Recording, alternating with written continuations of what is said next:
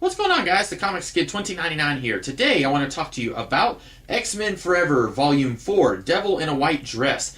This is written by Chris Claremont with art by Tom Grummett, Graham Nolan, and Sana Takeda. I hope I'm pronouncing that correctly. And this collects issues 16 through 20 of X-Men Forever and X-Men Forever Annual Issue 1. This book proves that Chris Claremont is really good at introducing a whole lot of new questions and not answering any of the previously asked questions.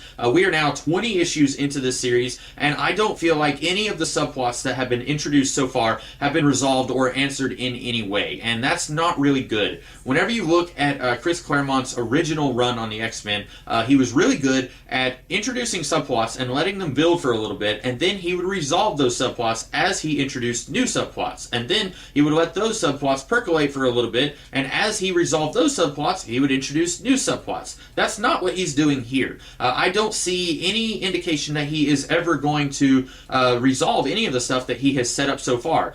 We had in the previous volume, the Cossack, he turned Magic back into an adult, and she's evil now, and they were trying to corrupt Shadowcat, and I don't know if those guys are ever going to come back into play in this series. It seems really weird that we took a break from the Consortium stuff to deal with that.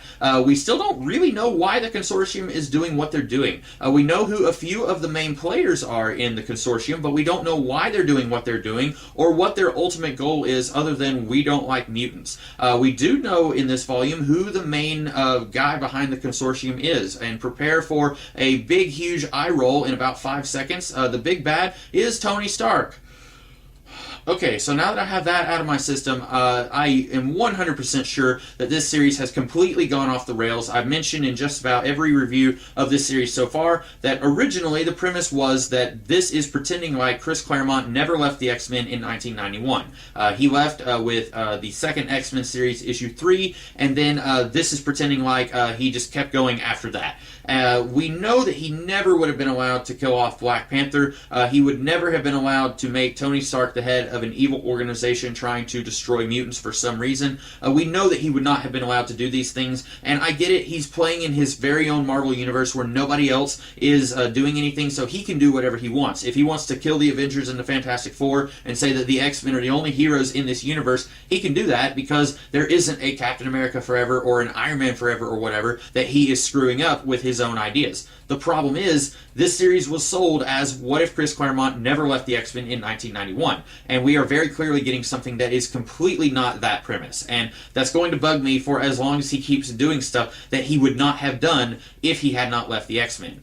We also get another weird subplot here where Mystique, she lures Nightcrawler and Rogue to somewhere in Louisiana. In the previous volume, Nightcrawler got a frantic call from Amanda Sefton, and it turns out that was actually Mystique pretending to be Amanda to get Nightcrawler to come meet her, and she has quite possibly the most convoluted bad guy scheme that I have ever seen in my entire life. So basically, she wants to somehow swap Nightcrawler and Rogue's superpowers.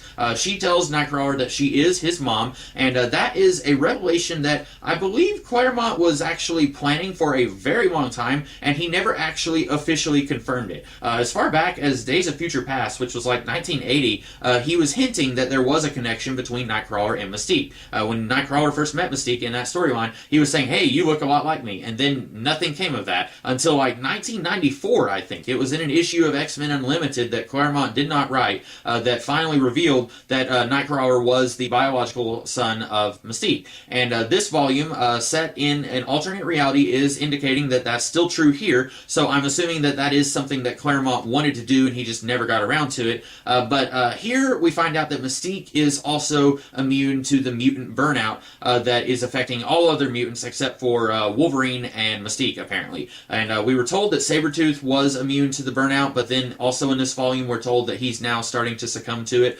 He loses his hand at one point, and Beast says that it's never going to grow back in his eyes, which Evil Storm took out at one point. They are apparently never going to come back either.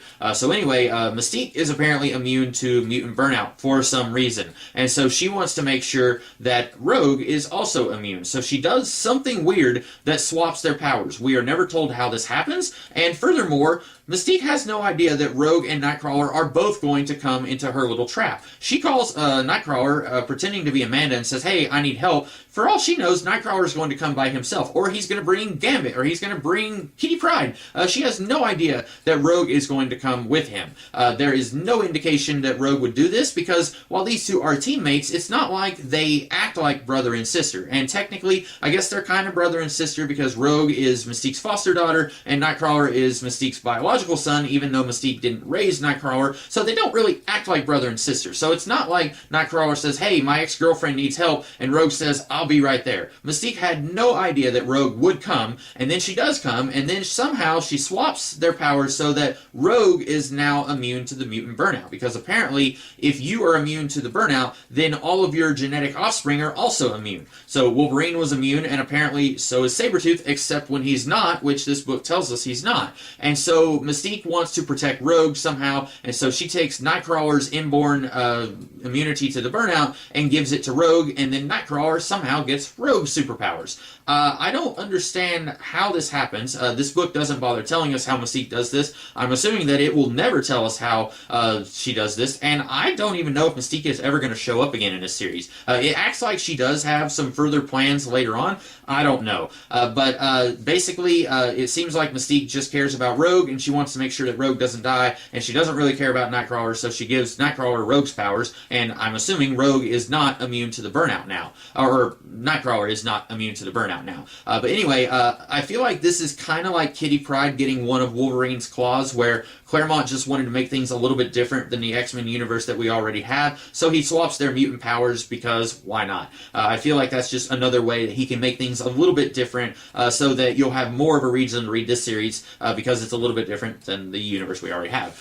It's not a very interesting change. Rogue looks like Nightcrawler now. Nightcrawler looks like a human, and he's going to be wearing Rogue's costume. It's really weird that he's now wearing her costume, and why Rogue is wearing Nightcrawler's costume, I guess. I don't know. I don't think there's any actual reason why Rogue would be wearing Nightcrawler's old costume. As near as I can tell, that was a circus costume that he just happened to adapt into an X-Men uniform. So Rogue wouldn't have any reason to wear that, but whatever. We also have Cyclops. He joins the X-Men again because the Consortium, for some reason, tried to kidnap his son. We don't really know why they wanted to do that, other than Claremont wanted Cyclops back with the X-Men. So there are a lot of balls being juggled here, and I am afraid that Claremont is going to drop something pretty soon.